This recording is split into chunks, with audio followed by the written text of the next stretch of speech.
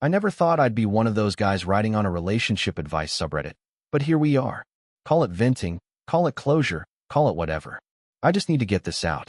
For context, I'm a systems engineer contracted with NASA. For the past 4 years, I've been part of the team working on mission infrastructure related to the Artemis program, and before that, I had a hand in some of the ground systems for the James Webb Space Telescope.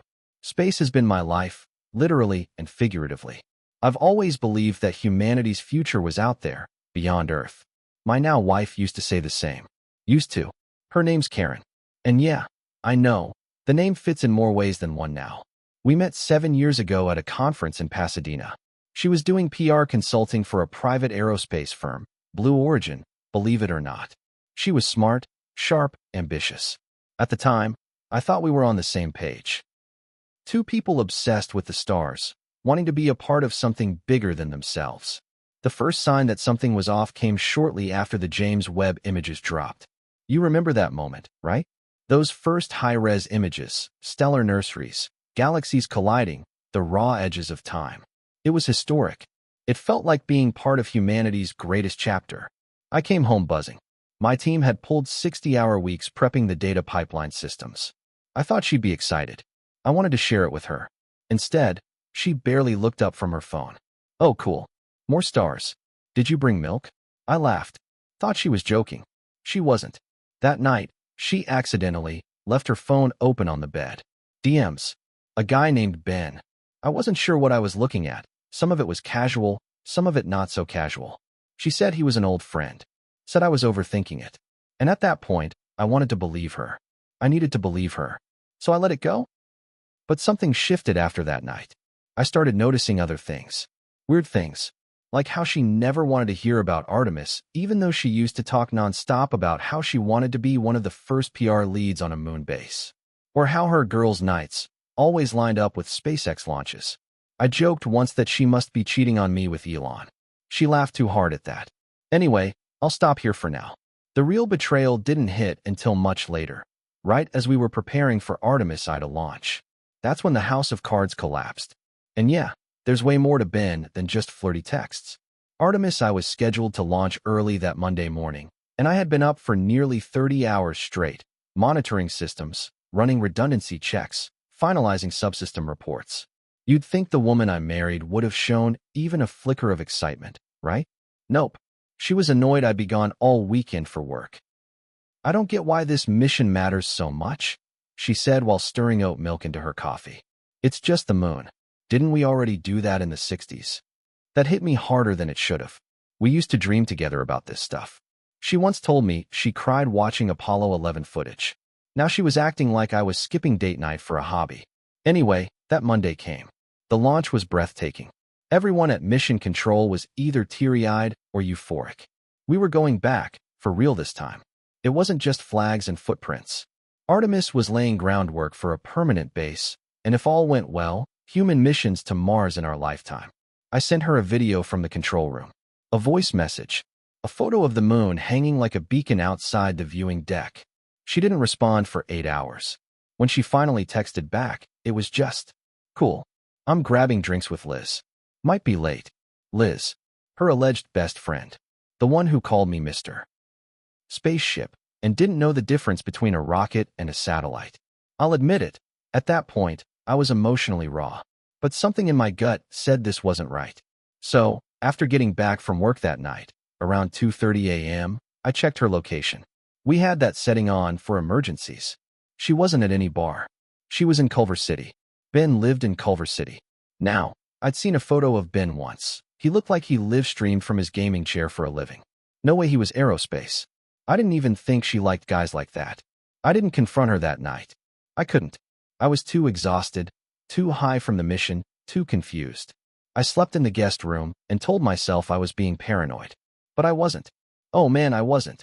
Because 3 days later, Liz posted an Instagram photo. She was in Portland. So unless Karen's best friend had developed teleportation, my wife was lying about who she was with and where. And when I finally confronted her, she told me the most unbelievable lie I've ever heard in my life. So there I was, standing in the kitchen, running on 4 hours of sleep, with a cold cup of reheated coffee in my hand, and my wife across from me trying to explain how I misunderstood her location because of satellite drift. I swear to God. She actually said, "Babe, you work with satellites. Don't you know that GPS isn't always accurate? Especially with interference. Maybe you saw an old ping or something." I blinked. I literally just stood there, processing what she said. Keep in mind, I'm one of the people who helped test Artemis's comm protocols. I know how GPS and location tracking work. I know the timestamp. I saw her location. I watched her move across a freaking street on the map. And this woman was telling me I must have misunderstood the physics of satellite triangulation. So I asked her, "Karen, were you with Ben?" Her eyes didn't even twitch. That's what killed me. She just tilted her head and went. "Why would you even ask that?" I told her about Liz's Instagram post. Portland, clear as day, tagged and everything. Karen didn't even flinch. Just picked up her phone, typed furiously, and then shoved it in my face. It was a text from Liz. "Hey babe, had such a great time Friday. Let's do it again soon, 2 hearts." Karen said, "See? You're being crazy. I was with Liz. You probably just saw a glitch." A glitch. It felt like my brain was melting. She had somehow prepped a cover story in advance, got Liz to text her, and even tried to twist science against me. I walked away. I went to the garage and just sat in my car with the door open, staring at the wall. There was this model of the Orion capsule on my workbench. I'd 3D printed it after one of our final tests before rollout. It was perfect. Every panel, every sensor port. I remember thinking, this stupid plastic capsule is more real than my marriage. After a while, she came out. No apology. No emotion. She leaned against the doorway and said, "If you're going to keep acting jealous every time I go out, maybe this relationship isn't sustainable." That word, sustainable, that was my word. I used it to talk about Artemis's long-term plans for the moon base, the redundancy systems, the closed-loop life support. She used it like we were negotiating a damn business merger. I didn't say anything. I just nodded. But inside, something cracked. It wasn't rage, not yet. It was more like this slow, dawning clarity. Like the moment you realize your spacecraft is off course and the thrusters are dead. I knew then she was lying. And not just about that night. About everything. I'll tell you what I found next, because I did what every suspicious guy shouldn't do, but always does. I checked her iPad. Here's the thing about people like Karen. They think they're clever, but they forget the basics. Like syncing iCloud across devices. Her iPad was logged into everything. Texts, emails, DMs, notes, even shared calendars. And no passcode. Why? Because I wasn't the snooping type. Turns out I should have been. The night after our little satellite drift conversation, she went to sleep early. I waited, made sure she was out cold, and took her iPad into the garage. Sat in my car, locked the doors, and braced myself. First stop, messages. There it was. The Ben thread. But it wasn't just flirty texts. It was plans. Actual logistics. Ben. Booked the Airbnb near Vandenberg. Will accidentally run into your husband's team if they tour the launch site. LOL. Karen. Can't wait. You're so much more exciting than thrusters and fuel efficiency. So now they were mocking me. Making vacation plans around my job. Acting like they were spies in some dumb rom-com. Next up, calendar. She had created events. Labeled in code, but not clever code. Lunch with Artemis. Spa orbit. Docking with Ben. Yes, really. Meanwhile, I thought she was doing yoga or running errands. This woman was out here LARPing like a bored Bond villain. But what truly nuked my brain was in her notes app. There were entries titled, "Exit strategy if he finds out. Reasons I deserve this affair. Space bros are emotionally dead inside." And then the kicker. If I can land PR with Blue Origin or SpaceX, I'll finally be free of this NASA crap. He won't matter by then. She was using me. Using my career, my credentials, my network. While I was out helping humanity push toward the moon, she was building escape velocity from our marriage. And yes, she'd already sent her resume to SpaceX. There were drafts of cover letters, all referencing me and my insider access. I sat there shaking, not out of rage yet, more like someone had punched my lungs out. Everything felt fake. My home, my marriage, my life. I looked at the iPad for a long time, thinking about what the hell I was supposed to do. Call her out? Burn it all down? I even started fantasizing about forwarding everything to Elon just to watch her dreams implode on reentry. But I didn't. Not yet. Instead, I took screenshots of everything, sent them to a secure drive I use for work backups. She'd never find it, because I wasn't going to confront her until after Artemis 2. Nothing was going to mess that up for me. But the universe had other plans. Because guess who I ran into at a conference in Houston the next week? Ben. So I'm in Houston, attending a private space industry summit. Tight-knit crowd, mostly engineers, aerospace execs, and some policy folks. I was there to give a short talk on lunar surface infrastructure systems. Pretty standard. Midway through the mixer, I'm sipping on flat soda and fighting off jet lag when I hear someone behind me say, "Hey, aren't you the guy who worked on the web pipeline?" I turn around, expecting a grad student or maybe someone from ESA. Instead, it's him, Ben. The guy from Karen's texts. Except here's the thing. He's not the smug, twitchy gamer bro I imagined. He's in a suit. Polished. Calm. Looks mid-30s, maybe slightly older than me. Name tag, Dr. Benjamin Lau, Blue Origin Strategy Lead. Yeah, she never told me he worked for Blue Origin. I shake his hand, don't let on, and we chat. Turns out he's actually smart. Passionate about space policy. He gives a whole TED talk about sustainable orbital lanes and international lunar regulation. I can't even hate the guy on principle. But then he says something that nearly short-circuits my brain. Your wife's amazing, by the way. Karen, right? She helped with that PR disaster we had last fall. Total pro. She said you guys are separated now? That sucks, man. Separated. I just smile and nod, trying not to implode. He keeps talking, says he hasn't seen her in person in months, mostly Zoom calls. Thought I already knew. Assumed the split was mutual. Friendly, even. And I realized something. Karen lied to him too. She made it seem like we were done, that I was out of the picture. She was positioning herself like some free agent in the space industry, just casually flirting her way through contracts. Maybe more. Maybe not. I honestly didn't know what to believe anymore. That night, in my hotel room, I stared at the ceiling for 2 hours. The betrayal had so many layers now it felt strategic. This wasn't just cheating. This was positioning, branding, manipulation. Every conversation we'd had for the past year had probably been a test run for how she'd pitch herself to people like Ben. I called a friend of mine. Let's call her Nina, someone from the Artemis crew who'd known us both since before the wedding. I told her everything. And Nina just went quiet. Then she sighed and said, I wasn't going to say anything, but yeah, there were rumors. Some of us thought she was using your name to get into briefings. She dropped it a lot. That was the final thruster burn for me. No turning back now. I didn't even feel pain at that point, just this cold, detached sense of strategy, like I was planning a launch sequence for my own escape. I started drafting a plan, and it began with a lawyer. But before I could even get the paperwork moving, Karen found the screenshots. It was a Saturday morning, late spring. I'd just come back from a long run, still sweaty, earbuds in, scrolling through a message from the Artemis Ops team about our upcoming integration tests, when I saw Karen sitting at the dining table. iPad in front of her, eyes locked on me like she'd already called the jury. So snooping now. My stomach dropped. I didn't even try to play dumb. She'd found the folder, probably through synced cloud backups. I'd labeled it JWS_secondary_log_assets, thinking she'd never bother opening anything technical. Apparently, she got curious. She stood up and started pacing, like she was performing for a reality show courtroom. You violated my privacy.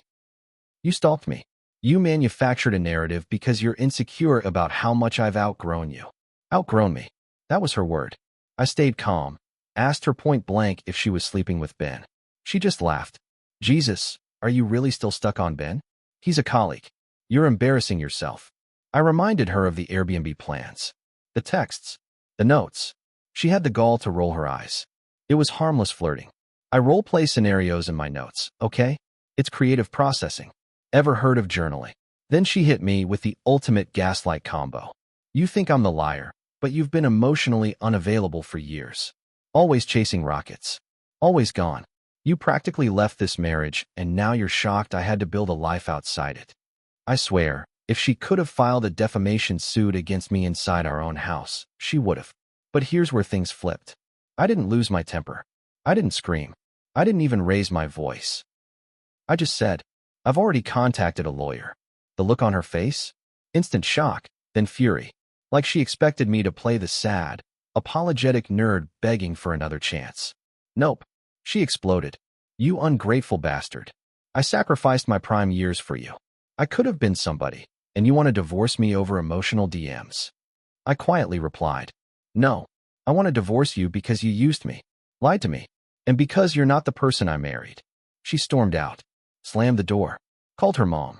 Her mom called me, sobbing, saying I was being cruel and throwing everything away over some misunderstandings. Lady, your daughter planned a romantic spy trip to a launch site and blamed it on satellite glitches. The next few days were hell. Karen cried, yelled, threatened to expose confidential NASA info she had none, said I was emotionally abusive, then randomly tried to seduce me one last time. I slept on the couch, locked the office, blocked her on every professional contact list. Then I got a message from Nina. 3 words. She's talking lawsuits. So after the iPad incident and the screaming match, I thought things might start cooling down. Like maybe she'd retreat, lick her wounds, try to save face. Nope. Karen doubled down. I was back in the office 2 days later, mentally wrecked, but trying to stay focused on Artemis II comms testing, when I got a call from my lawyer. He sounded confused. Hey, your wife's attorney just sent a preliminary settlement request. You're going to want to read this. I opened the document on my laptop, still in my cubicle, and I swear to you, I laughed. Out loud. Like a crazy person. She was claiming that, and I quote, her contributions to her husband's career trajectory and intellectual development entitle her to partial credit and compensation for projects he was involved in during the marriage. Let me break that down for you. Karen wanted financial compensation for my work on Artemis and JWST because she said she inspired my passion and provided emotional labor and industry insight. Oh, and get this. She wanted to be listed in my professional biography. As a contributor, my guy, she once asked me if the moon rotated the same way as a frisbee. My lawyer told me, as gently as he could, that she probably wouldn't win that argument in court, but that it showed she was going nuclear. This wasn't about the money. It was about dragging me through the mud and maybe, just maybe, still positioning herself as some kind of power player in the aerospace community. And just when I thought it couldn't get more surreal, I got an email from a Blue Origin recruiter. Subject line, clarifying relationship disclosure. Apparently Karen had listed me as a professional reference and former collaborator on her resume. She had submitted her application while our divorce was actively unfolding, claiming she helped with PR during key Artemis rollouts and had direct insight into mission architecture through her husband. I didn't even respond. I forwarded it to my lawyer. Let him deal with it. Back at home, I started moving my stuff out. Quietly, one box at a time. Took down the framed print of the James Webb Deep Field she once called cosmic wallpaper. Packed up the Lego Saturn V we built together. Left the model of the Orion capsule on the shelf, though. That one meant too much. She noticed by the 4th box. Oh, so we're doing this now? Just packing up without talking. I looked her dead in the eyes and said, you already left. You just forgot to take your lies with you. That shut her up. For a while. But don't worry, Karen doesn't go out quietly. All right. So by this point, the divorce paperwork was in motion, lawyers were involved, and I had emotionally detached enough to stop flinching when I saw her name pop up on my phone. Then came the NASA Media Partnership Mixer. This was supposed to be a clean, low-key networking event. You know, PR folks, project leads, a couple astronauts, some media reps, even a few select influencers trying to look like they knew what a payload fairing was. It was invite only. Security. Badge scans. Everything. I was there to give a short presentation about the Artemis II timeline and how we were integrating with private sector assets, including SpaceX and, awkwardly enough, Blue Origin. Halfway through the night, I'm mid-conversation with a JPL guy about redundant comms relays, and suddenly I hear my name from behind. Hey babe, it was her. Karen. In a white dress, perfectly done hair, and a bright yellow badge that said Karen Lau, Media Strategy, Blue Origin. Lau, as in Ben's last name. I thought I was hallucinating. She struts right up to me, kisses me on the cheek in front of everyone, and starts rattling off about how excited she is to be back in the loop with Artemis PR and how we're putting the divorce on pause. The look on my face must have been pure trauma because the JPL guy slowly backed away like I was about to explode. I pulled her aside, gently but firm, and asked what the actual hell she was doing. Her response? "This is my shot, okay? Blue Origin invited me unofficially. I'm networking. I belong in this world. You can't gatekeep me just because we're having a spat." A spat? She called our divorce a spat. I asked where she got the badge. She said she knew a guy who printed it for her. Said it was just a formality. She actually believed she could just will herself into NASA and Blue Origin circles with a fake name and a recycled resume. I flagged a staffer I knew. Quietly explained the situation. Karen was escorted out about 10 minutes later, grumbling the whole way about patriarchy and how dare he humiliate me in front of astronauts. But the story doesn't end there. The next day, I got a call from Ben, and it was not what I expected. He was furious. Apparently, Karen had used his name without permission. He was just as blindsided. Said he hadn't spoken to her in weeks. Thought she was handling things professionally. She'd told him they were still dating. He was done. Blocked her. Called her a liability. Accurate. It was weirdly cathartic. The one guy I thought she might have been in love with didn't even want her around anymore. I thought, maybe, just maybe, this would be the last chapter. But nope. I should have known she wouldn't go quietly. 2 weeks after the fake badge stunt, I'm finally starting to breathe again. I'm staying in a short-term rental closer to JSC, working long hours on Artemis 2 prep, and doing my best to ghost her out of existence. Then one morning, I wake up to 17 unread texts from Nina and 2 coworkers. Subject line: "Bro, did you see this?" I open the link and boom. There she is, in full HD, tearfully speaking into her front-facing camera like she's auditioning for a daytime talk show. The caption? POV: "You gave up your dreams so your husband could chase the moon, and he left you for it." Broken Heart Rocket #NASA #divorce story #Space Widow. I watched in stunned silence as she spun this entire narrative where I was some emotionally detached, astronaut-worshipping narcissist who used her for emotional support, stole her insight, and left her once she was no longer useful. She was crying. Real tears. Like she practiced in the mirror. At one point she even said, "I used to lay awake while he dreamed about Mars. I just wanted him to dream about us." I almost choked on my coffee. She ended it with a dramatic zoom in and whispered, "They say space is a vacuum, but no one tells you it sucks the love out of your life too." I wish I was kidding. The comments? Full of strangers writing things like, "Girl, you deserve better. NASA dudes are all like this skull. He probably sleeps with his telescope." Somehow, it got picked up by an influencer who does dramatic readings of modern heartbreak, and now Karen had unintentionally become some kind of martyr for space-abandoned women. Like she was left behind on Earth while I went full interstellar. Worse, she started getting interview requests. Blue Origin. Gone. They ghosted her after the badge thing. But a few thirsty podcast bros? They ate it up. One of them called her the voice of aerospace wives. Meanwhile, I'm fielding emails from coworkers asking, should we do PR damage control? I talked to legal. Technically, she didn't name me directly. She used phrases like my space-obsessed husband and moon man. Still, everyone in our circle knew who she meant. I thought about making a rebuttal video, just to clear the air, but then I remembered. I have Artemis 2 to worry about. I don't need likes. I need mission success. So I stayed silent. And Karen? She tried to apologize a week later. But the way she did it? So after the viral TikTok drama, the fake badge incident, and her failed attempt at becoming the first lady of low Earth orbit, I thought Karen had exhausted all her tactics. I underestimated her. One night, I get home from a particularly brutal systems test, 18 straight hours of watching data feeds, and troubleshooting a glitch in the guidance firmware. My body felt like microwaved aluminum foil. I open the door to my short-term rental and freeze. There's a box sitting just inside the doorway. My name on it. No return label. Inside, a silk robe I'd bought her in Tokyo 3 years ago. A bottle of the cologne I wear. A pair of her lacy black lingerie bottoms, which I never wanted to see again. And a USB stick. Oh, and she threw in a cheap novelty moon lamp, like the kind you buy off Etsy. Sticky note on the box. Maybe we can still orbit the same planet someday, Dizzy. K. I didn't touch the USB.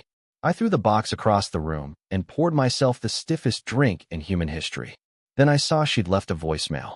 And because I'm a masochist apparently, I listened. Hey, it's me. I know you probably hate me. I'm sorry if I hurt you, I really am. I got lost. I felt so small in your world of missions and modules and moon bases. And I guess I wanted to feel like I mattered again. You always had Artemis. I had target runs. But I was there for you. Every late night, every breakdown, every moment you doubted yourself, I was there. Doesn't that count for something? Long pause. Anyway, I miss you. I miss us. I know I messed up. But maybe, if you still believe in second chances, like humanity's second chance on the moon, maybe we could try again. Just you and me. No stars. Just Earth. I stared at my phone for a solid minute, trying not to scream. It was manipulative. Romanticized. Weirdly poetic. Like she thought she was narrating a Nolan movie trailer. I didn't reply. Instead, I took the USB, plugged it into a spare laptop in guest mode, I'm not an idiot, and checked the files. 2 things on it.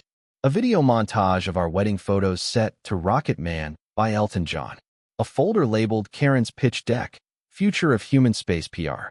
Yep, she used the apology to pitch herself as a PR lead for commercial space projects. Literally had slides like, space is emotional.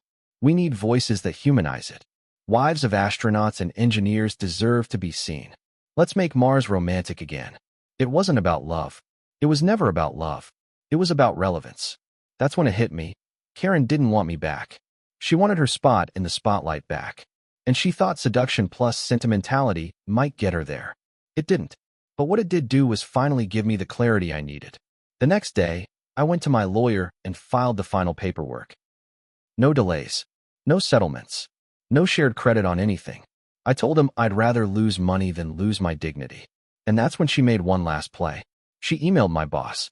So, after the box, the voicemail, the TikTok, the fake badge, and the viral meltdown, I thought Karen had finally run out of ammo.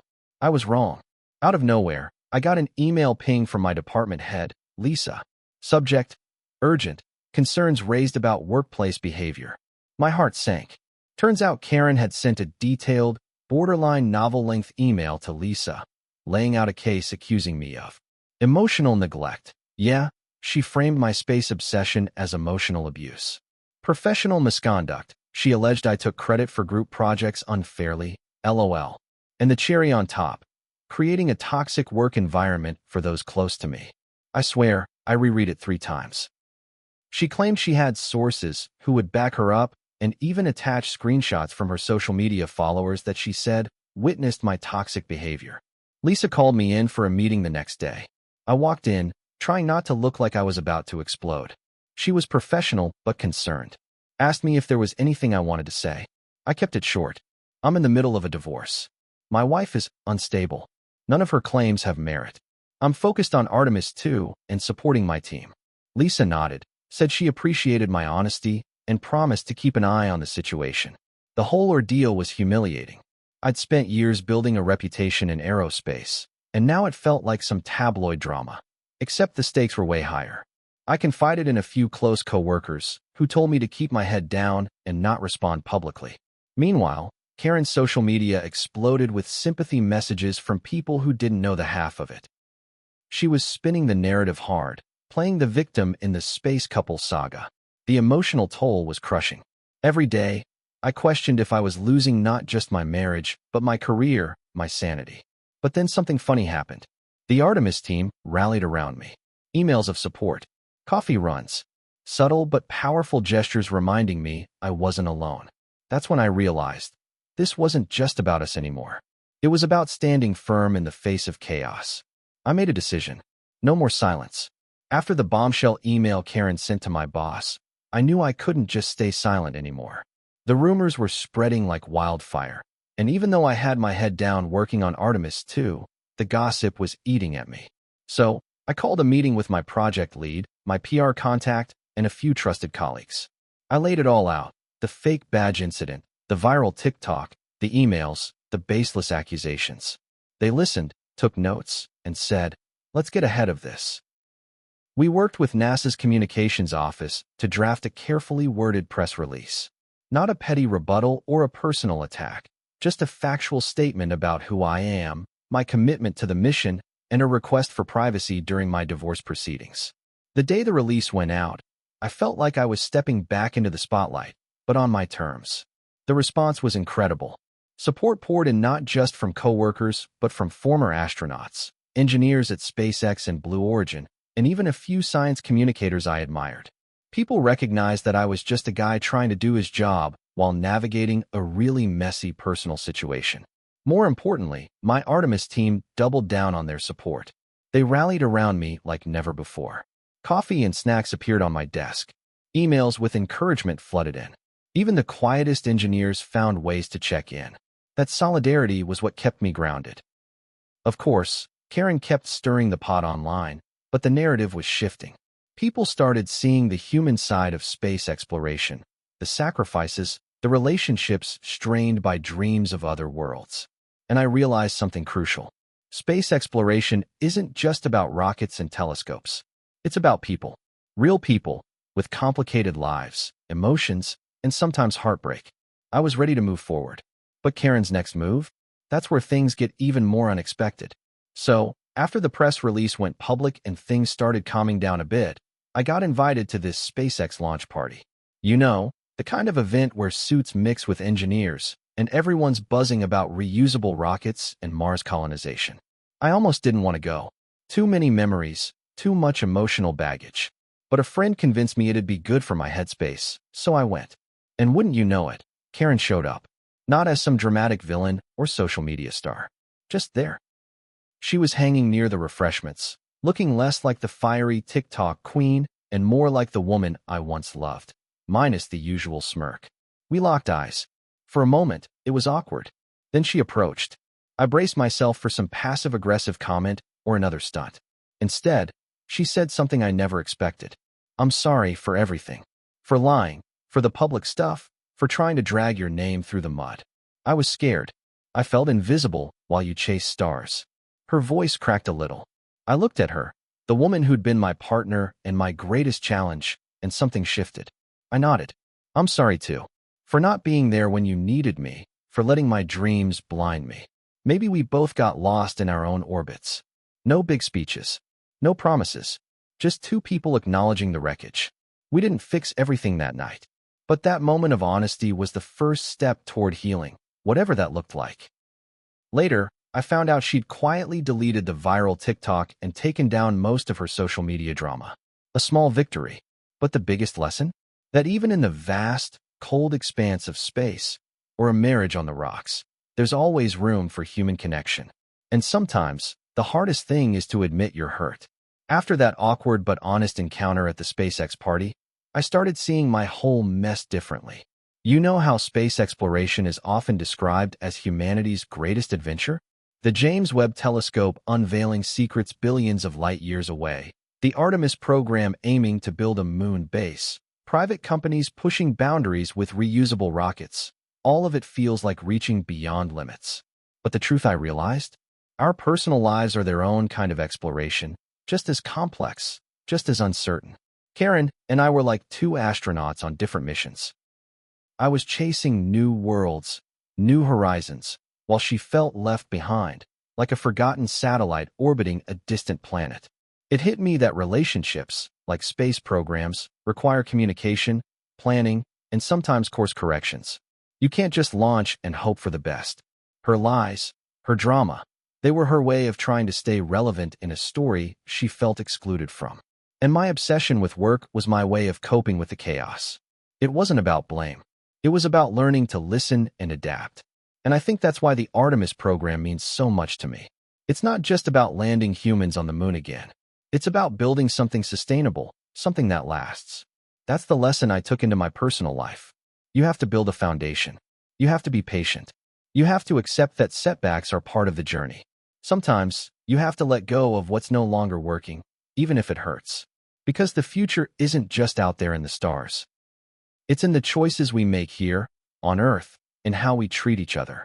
That's my space exploration story. But more importantly, it's my story about growth, betrayal, heartbreak, and maybe, just maybe, hope. So here we are, the end of this wild ride. If you've stuck with me through the mess, the betrayal, and the unexpected lessons from telescopes and moon missions, thank you. Here's what I've learned, and what I'd tell anyone out there trying to balance a relationship while chasing some big dream, space-related or not. Communication is your lifeline. Just like astronauts need constant contact with mission control, couples need honest, ongoing conversations. Don't assume your partner knows how you feel or what you're going through.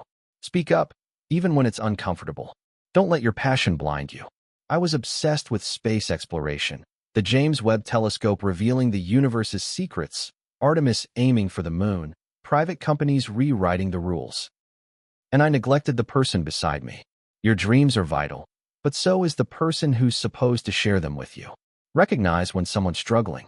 Karens, lies, and drama were cries for attention and relevance. Sometimes it's not about the facts, but about feeling seen and valued. Don't dismiss those signals. Set boundaries and respect them. In space, you need strict protocols. In relationships, boundaries protect your mental health and your dignity. If someone crosses those lines repeatedly, it's okay to step back or walk away. Accept that not all missions succeed. Some space missions fail. Some relationships don't survive. It sucks, but failure isn't the end. It's a chance to recalibrate and try again, either with yourself or someone new. Lean on your team. Whether it's coworkers, friends, or family, don't isolate yourself. Your support system is your crew. Trust them, let them help.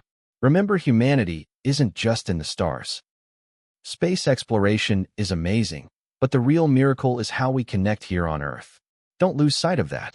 At the end of the day, I'm still a guy who loves looking up at the sky, wondering what's next.